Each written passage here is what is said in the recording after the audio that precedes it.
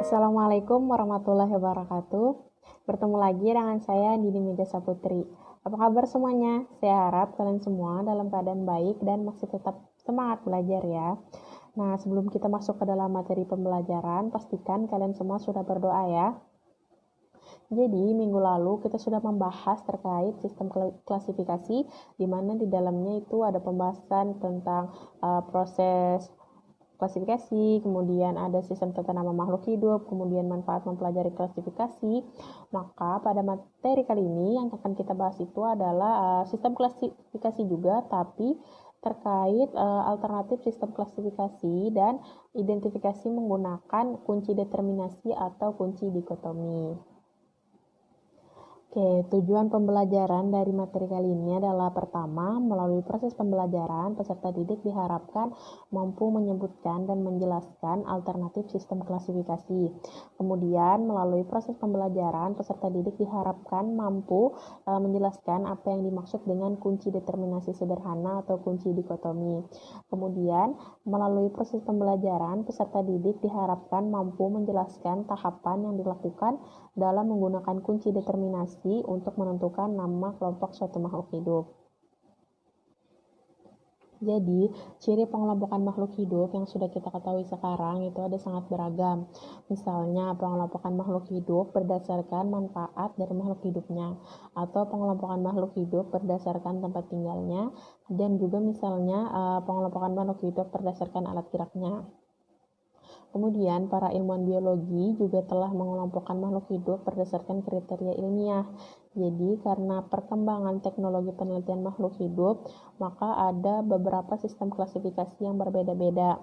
Jadi, beberapa sistem klasifikasi yang pernah diperkenalkan oleh para ahli taksonomi yaitu sebagai berikut. Yang pertama ada sistem klasifikasi 2 kingdom, kemudian ada sistem klasifikasi 3 kingdom, kemudian ada sistem klasifikasi 4 kingdom, terus ada sistem klasifikasi 5 kingdom, dan terakhir ada sistem klasifikasi 6 kingdom. Jadi yang pertama itu adalah sistem klasifikasi 2 kingdom, yang mana sistem klasifikasi ini dikemukakan oleh Aristoteles. Nah, dalam sistem klasifikasi 2 kingdom ini, organisme dibagi atas 2 kerajaan atau 2 kingdom, yaitu kingdom plantae atau kingdom tumbuhan atau juga dunia tumbuhan, dan kingdom animalia atau dunia hewan. Jadi pada kingdom plantae itu memiliki beberapa ciri, misalnya pertama ada kingdom plantae memiliki dinding sel yang tersusun dari selulosa sehingga selnya itu kaku. Kemudian kingdom plantae juga berklorofil atau mampu berfotosintesis. Tetapi meskipun tidak berklorofil, bakteri dan jamur dimasukkan juga ke dalam kerajaan tumbuhan atau kingdom plantae. Kemudian ada alga, lumut, jamur, pepakuan, dan tumbuhan berbiji bunga juga dimasukkan ke dalam kingdom ini. Selanjutnya itu kingdom animalia atau dunia hewan. Jadi, kingdom animalia memiliki ciri-ciri tidak berdinding sel. Kemudian, kingdom animalia juga tidak berklorofil dan dapat bergerak bebas. Nah, dunia hewan atau kingdom animalia ini meliputi protozoa, porifera, coelenterata, moluska, arthropoda, echinodermata, dan chordata. Selanjutnya, ada sistem klasifikasi 3 kingdom. Jadi, klasifikasi sistem 3 kingdom dikemukakan oleh Ernest Haeckel dari Jerman pada tahun 1866. Nah, dalam klasifikasi 3 kingdom, makhluk hidup dibagi menjadi 3 kingdom, yaitu pertama ada kingdom protista, kemudian kingdom plantae, dan kingdom animalia. Nah, pada kingdom protista memiliki ciri tubuh tersusun atas satu sel atau banyak sel yang belum terdiferensiasi. Kemudian, organisme yang termasuk kingdom ini adalah semua organisme bersel satu, misalnya amoeba dan diatom. Nah, serta organisme multiseluler. Selanjutnya ada kingdom plantae. Jadi, kingdom plantae terdiri atas organisme yang umumnya bersifat autotrof, eukariot multiseluler, dan bereproduksi dengan spora. Dalam kingdom ini terdapat jamur, tumbuhan lumut, tumbuhan paku, dan tumbuhan berbiji. Terakhir ada kingdom animalia. Jadi dalam kingdom animalia ini terdiri atas organisme-organisme yang bersifat heterotop atau tidak dapat membuat makanannya sendiri, dan eukariot multiseluler. Sama seperti dua kingdom, anggotanya dimulai dari protozoa tadi sampai chordata. Nah, setelah sistem klasifikasi 3 kingdom, selanjutnya adalah sistem klasifikasi 4 kingdom. Jadi, sistem klasifikasi 4 kingdom ini pertama kali dikemukakan atau ditemukan oleh Herbert Copeland, seorang ahli biologi berkebangsaan Amerika. Jadi, keempat kingdom tersebut, pertama itu ada kingdom Monera, kemudian ada kingdom Protista, kingdom Plantae, dan kingdom Animalia. Jadi, pada kingdom Monera memiliki ciri yaitu memiliki inti tanpa membran atau prokarion. Kemudian kalau pada kingdom protistanya terdiri atas organisme bersel satu dan organisme multiseluler yang belum berdiferensiasi.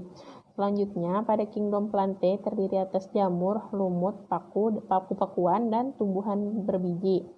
Dan yang terakhir, pada kingdom Animalia, ini sama tadi seperti yang dua kingdom, yaitu dimulai dari protozoa hingga chordata. Nah, selanjutnya adalah sistem 5 kingdom. Jadi, sistem 5 kingdom ini dikemukakan oleh Robert H. Whittaker, seorang ahli biologi, pada tahun 1969. Jadi, 5 kingdom tersebut meliputi kingdom Monera, kingdom Protista, kingdom Plantae, dan kingdom Fungi, kemudian ada kingdom Animalia. Nah, jadi yang pertama itu adalah kingdom Monera. Jadi, kingdom Monera ini memiliki ciri-ciri prokaryotik, kemudian dia berkembang biak dengan membelah diri.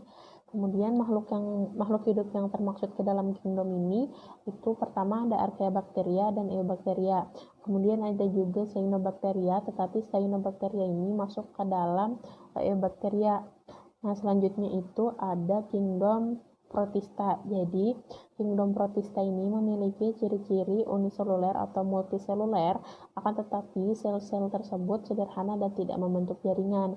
Jadi, selnya juga bersifat eukariotik. Kemudian ada kingdom Fungi.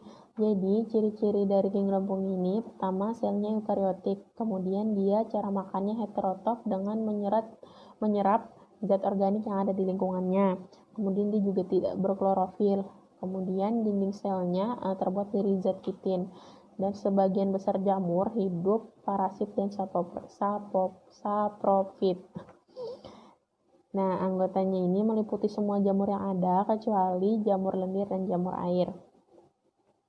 Selanjutnya ada kingdom Plantae. Jadi, kingdom Plantae ini tubuhnya ada yang tersusun atas satu sel, contohnya alga hijau. Kemudian juga ada yang banyak sel tetapi tidak terdiferensiasi, contohnya alga merah dan coklat. Kemudian ada juga yang banyak sel, ciri-cirinya banyak sel tapi yang terdiferensiasi membentuk jaringan, contohnya itu ada lumut, tumbuhan paku, dan tumbuhan berbiji. Nah, kemudian semua selnya eukariotik dan mempunyai kloroplas. Karena tadi dia punya kloroplas, jadi kingdom Plantae ini hidup secara autotrof, jadi dapat menghasilkan makanannya sendiri. Nah, dinding sel pada kingdom Plantae ini mengandung selulosa dan siklus hidupnya juga mengalami pergiliran keturunan antara generasi saprofit dan gametofit. Khususnya itu pada lumut, tumbuhan paku, dan tumbuhan berbiji. Yang terakhir itu ada kingdom Animalia. Jadi, ciri-ciri kingdom Animalia ini tersusun atas banyak sel yang terspesialisasi membentuk jaringan. Kemudian selnya eukariotik dan heterotrof atau tidak dapat membuat makanannya sendiri, kemudian makanannya itu ditelan ke dalam tubuhnya. Selanjutnya adalah sistem klasifikasi yang terakhir, yaitu sistem klasifikasi 6 kingdom. Jadi, sistem klasifikasi 6 kingdom ini dikemukakan oleh Carl Woese pada tahun 1977, yang mana Woese ini seorang ahli biologi molekuler dari Amerika. Nah, sistem klasifikasi 6 kingdom ini meliputi yang pertama itu ada Plantae, kemudian Animalia, selanjutnya ada Eubacteria dan Archaeobacteria, kemudian Protista dan Fungi. Nah, jadi yang Plantae ini pertama dia tuh memiliki bersifat autotrof, kemudian dia eukariot dan juga multiseluler. Nah, Plantae ini bereproduksi dengan spora. Selanjutnya itu ada Animalia. Animalia itu bersifat heterotrof dan eukariot multiseluler. Kemudian ada Eubacteria, cirinya adalah prokariot bersel satu. Dan selanjutnya ada Archaebacteria. Contohnya ini, contoh anggota kingdom ini tuh berbeda dengan bakteri dalam hal transkripsi dan translasi genetik. Archaebacteria ini lebih mirip dengan eukariot. Nah, selanjutnya itu ada protista, yaitu cirinya tidak memiliki jaringan atau sel yang terdiferensiasi. Nah, kemudian yang terakhir adalah fungi, yang mana fungi ini cirinya bersifat eukariot osmotik, bersel satu atau banyak. Nah, jadi masing-masing sistem klasifikasi memiliki dasarnya sendiri. Pada saat ini, kecenderungan ahli biologi itu menggunakan sistem klasifikasi 5 kingdom ataupun 6 kingdom. Jadi perlu diingat tadi sistem klasifikasi 2 kingdom itu ada Plantae dan Animalia. Kemudian sistem klasifikasi 3 kingdom ada Monera, Plantae dan Animalia. Sistem klasifikasi 4 kingdom ada Monera, Fungi, Plantae, dan Animalia. Kemudian sistem klasifikasi 5 kingdom ada Monera, Protista, Fungi, Plantae, dan Animalia. Kemudian sistem klasifikasi 6 kingdom ada Plantae, Animalia, Eubacteria, Archaebacteria, Protista, dan Fungi. Nah, selanjutnya akan kita bahas identifikasi menggunakan kunci determinasi atau kunci dikotom. Jadi dalam klasifikasi, selain melakukan klasifikasi juga dilakukan identifikasi, yang mana identifikasi ini dapat dilakukan menggunakan kunci determinasi sederhana atau kunci dikotom. Nah, kunci determinasi sendiri adalah daftar yang memuat sejumlah keterangan suatu makhluk hidup yang digunakan untuk mengidentifikasi dan menentukan kelompok makhluk hidup berdasarkan ciri-ciri yang dimilikinya. Nah, kunci determinasi paling sederhana yang digunakan untuk mengidentifikasi suatu makhluk hidup atau kelompok makhluk hidup disebut dengan kunci dikotom. Nah, yang mana kunci dikotom ini adalah kunci determinasi yang terdiri atas dua keterangan yang berlawanan dari ciri-ciri yang dimiliki suatu jenis atau kelompok makhluk hidup. Nah, jadi ada tahapan-tahapan yang dilakukan dalam menggunakan kunci determinasi untuk menemukan nama kelompok suatu makhluk hidup. Di antaranya itu pertama itu mengambil objek yang lengkap. Jadi objek yang kita akan cari tahu atau identifikasi ini harus lengkap. Misalnya kita ngambil tumbuhan, itu harus lengkap mulai dari akar, batang, daun, buah, biji, bunga, dan lain-lain. Nah, kemudian mencandra objek.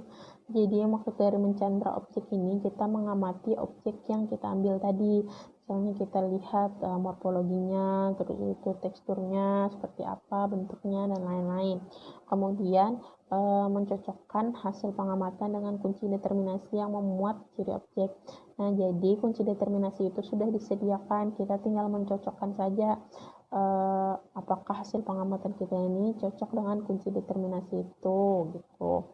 Kemudian yang terakhir adalah menentukan nama atau kelompok objek dan menuliskan rumus determinasinya. Jadi setelah kita tadi menemukan nama, kita tadi sudah mencocokkan hasil pengamatannya, yang selanjutnya itu kita tuliskan rumus determinasinya seperti apa. Jadi coba lihat gambar berikut. Nah, jadi gambar berikut ini merupakan contoh dari kunci determinasi. Oke, itu saja pembahasan kita pada kali ini. Kita sudah membahas alternatif sistem klasifikasi dan cara mengidentifikasi menggunakan kunci determinasi atau kunci dikotom. Semoga apa yang kita pelajari pada kali ini dapat bermanfaat. Kurang lebihnya mohon dimaafkan. Saya akhiri. Wassalamualaikum warahmatullahi wabarakatuh. Terima kasih.